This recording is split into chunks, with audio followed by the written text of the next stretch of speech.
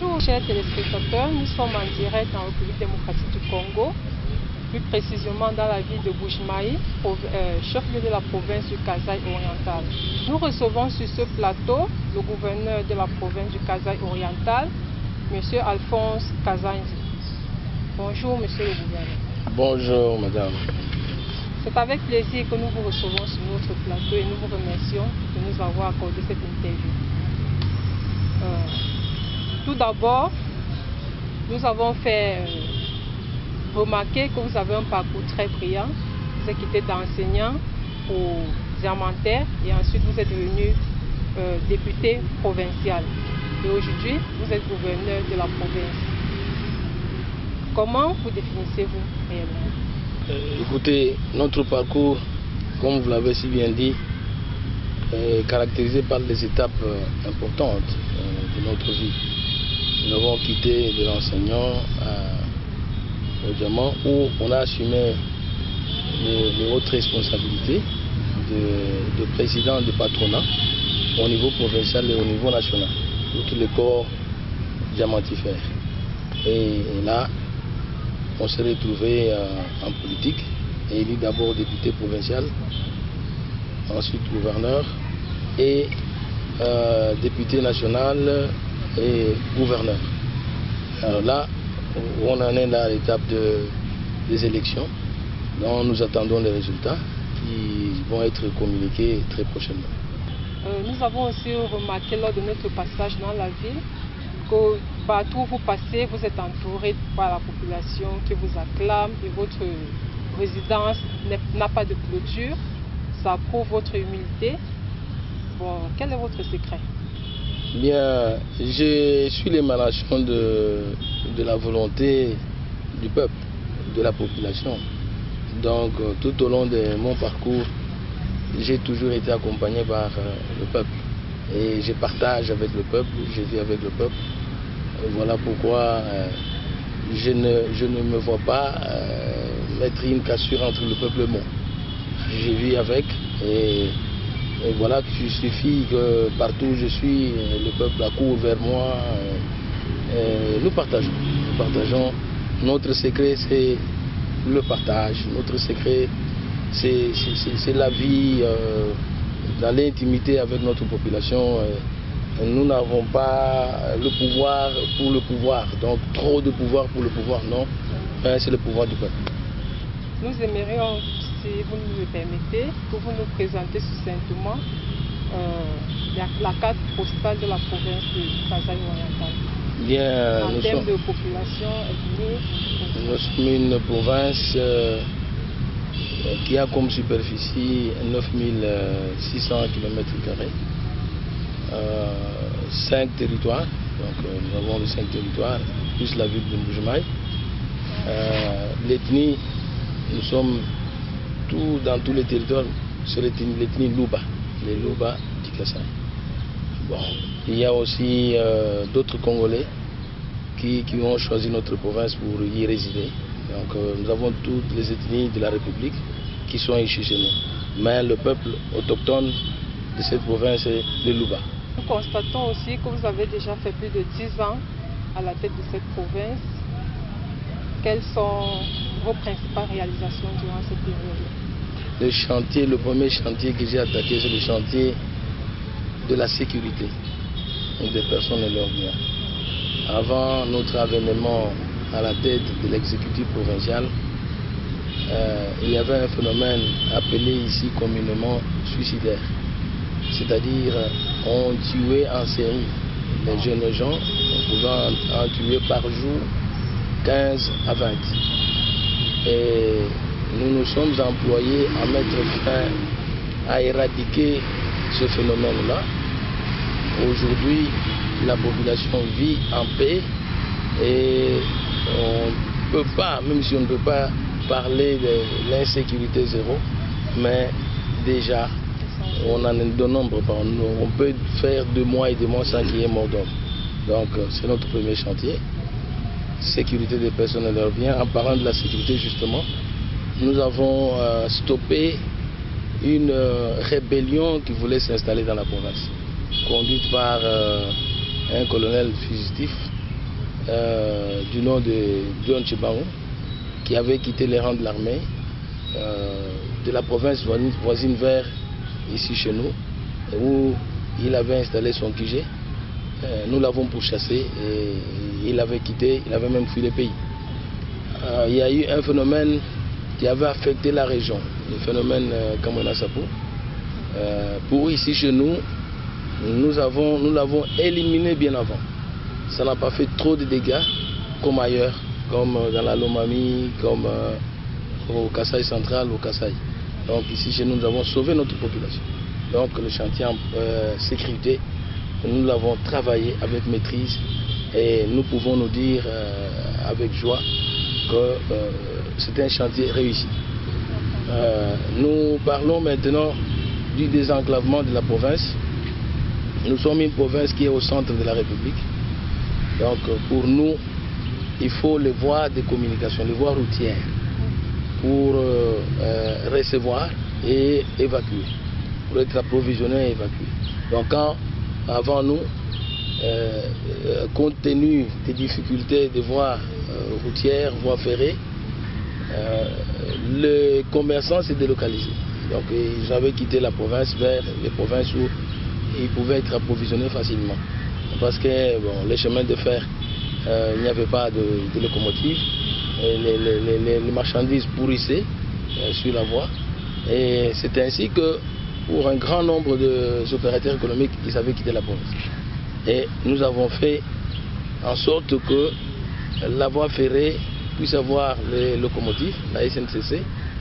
On y a travaillé avec le gouvernement de la République. Et de ce côté-là, on a trouvé une solution. Donc l'acheminement de marchandises a été assuré et avec comme conséquence le retour des opérateurs économiques dans notre province et même d'autres expatriés qui sont venus s'installer. Donc ce qui fait qu'il y a l'embellie sur le plan économique à cause de la présence des différents opérateurs économiques qui ont choisi de faire leur business ici. La même chose sur la voie routière, la route nationale numéro 1 qui nous connecte vers le port de Matadi en passant par la capitale. Cette route nationale évolue très bien, donc l'asphalte continue, on l'a asphalté jusqu'au-delà, elle a atteint la région du Kasaï, donc elle progresse vers la ville de Kananga à 190 km de Mbujimayi. Alors ça a soulagé la souffrance des camionneurs et l'acheminement des marchandises et l'évacuation deviennent choses effectives. Et aujourd'hui, nous pouvons nous dire que oui, la ville de Mbujimayi est approvisionnée efficacement. Sur le plan de la voie aérienne, nous avons l'avantage de recevoir à notre aéroport 3-4 avions par jour, ce qui fait que la ville de Mbujimayi est vraiment fréquentable et nous recevons facilement les marchandises qui nous arrivent par la voie aérienne.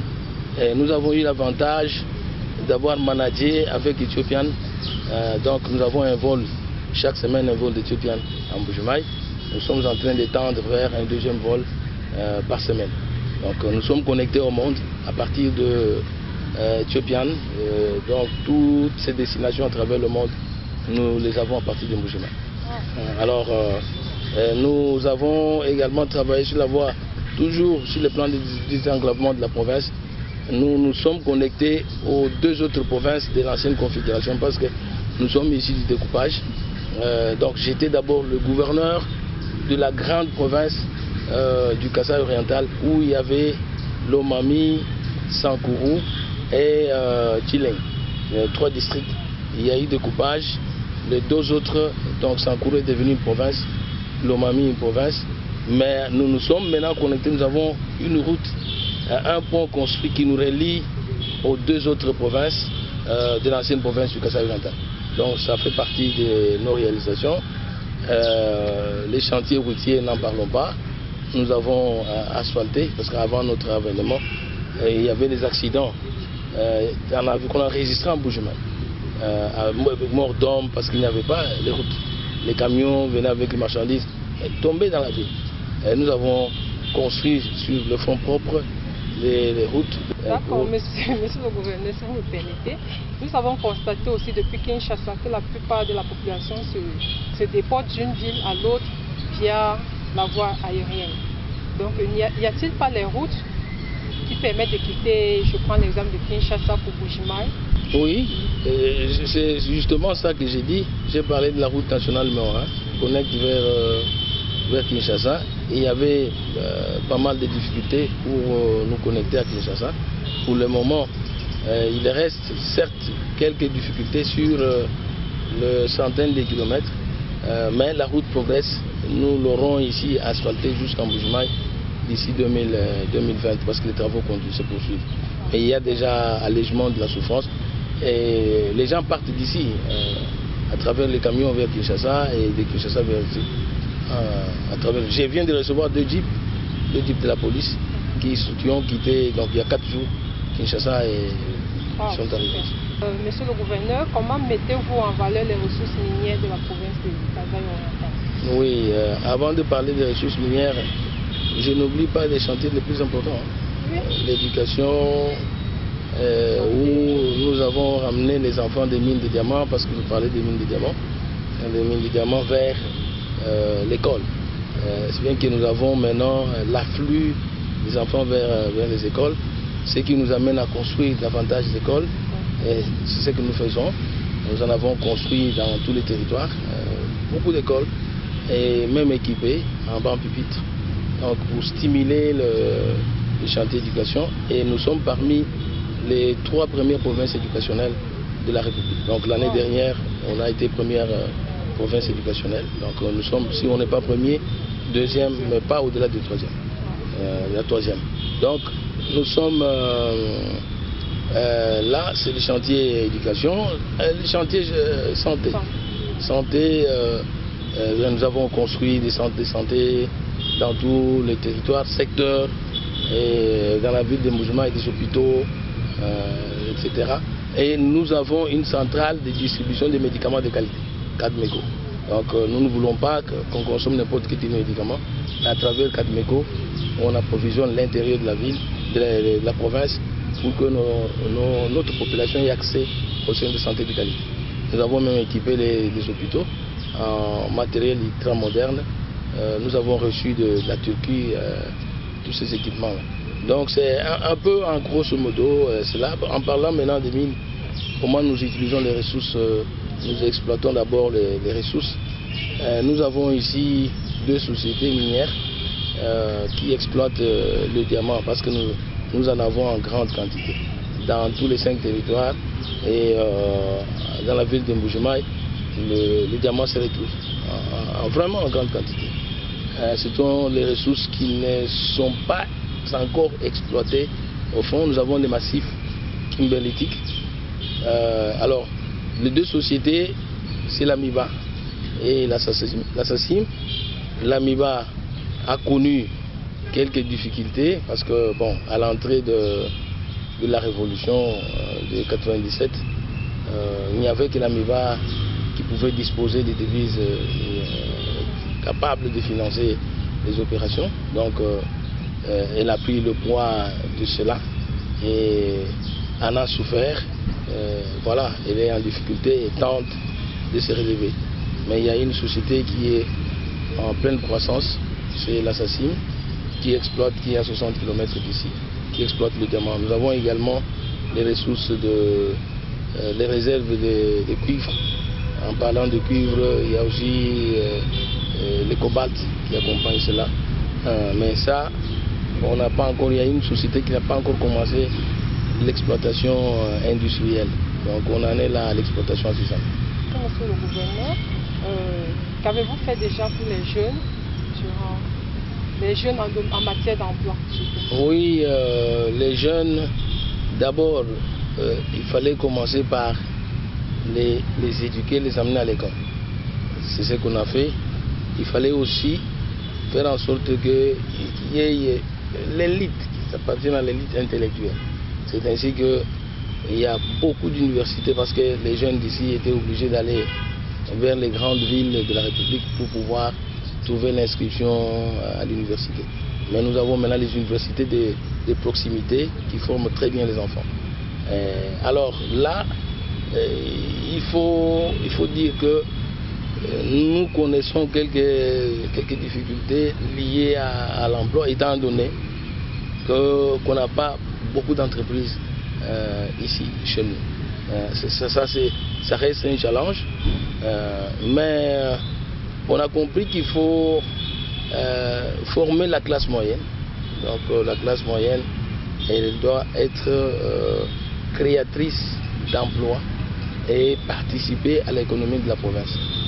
C'est ce qui justifie que nous avons fait, on a l'INPP qui a ouvert ses portes, qui forme les jeunes au métier. Donc nous avons l'éducation, formation professionnelle. La formation professionnelle, de sorte qu'on ait les électroniciens, les électriciens variés, bien formés. Donc nous avons des machines qui forment. Et quand vous sortez de cette formation, vous n'êtes pas différent de celui qui a été formé en Europe ou aux États-Unis. Donc ça, c'est ce qu'on est en train de faire pour la création d'emplois, les PME, la promotion de PME. Alors, nous nous sommes dit que les universitaires qui sortent, quand on n'a pas beaucoup de sociétés, on ne doit pas être commandeur d'emploi, il faut être soi-même créateur d'emploi. Et nous avons responsabilisé les jeunes, nous sommes contents que chacun d'eux a créé quelque chose, une petite entreprise par-ci, par-là, et c'est en train d'aller de l'avant. Voilà. Que pensez-vous ne pas avoir encore fait jusqu'à présent? Avant de répondre à cela, je veux dire que nous avons pris les jeunes la fois dernière, que nous avons engagé 25 000 dans la fonction publique. Donc, ils ont eu les matricules et ça a été signé. Donc nous pouvons nous dire que ça avance. Qu'est-ce qu'on n'a pas fait?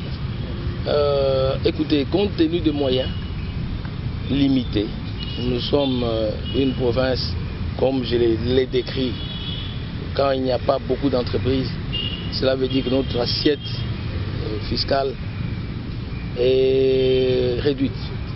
Donc la conséquence de cela est que quand vous n'avez pas beaucoup de moyens, vous n'arrivez pas à tout faire au même moment.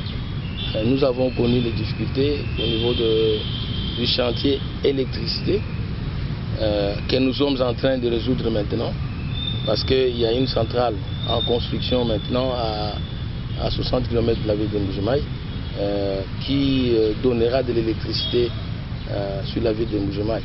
Donc, mais ça ne sera pas une électricité qui stimulera les investissements, mais ça sera pour le PME et le foyer qui peuvent avoir l'électricité.